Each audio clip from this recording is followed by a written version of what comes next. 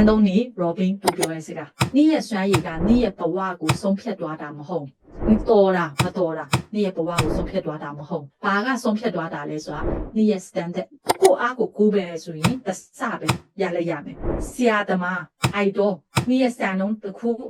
သူ့ကို idol ထားလိုက်တာလေအဲ့လူဟာနေ့ရဲ့ဘဝကိုဆုံးဖြတ်သွားလိမ့်မယ်အဲ့တော့လက်စတို့ဘာလုပ်ရမလဲဆိုတော့နေ့ရဲ့ idol စံနှုန်းဖြစ်နေတဲ့ model လေးတရားပေါ့နော်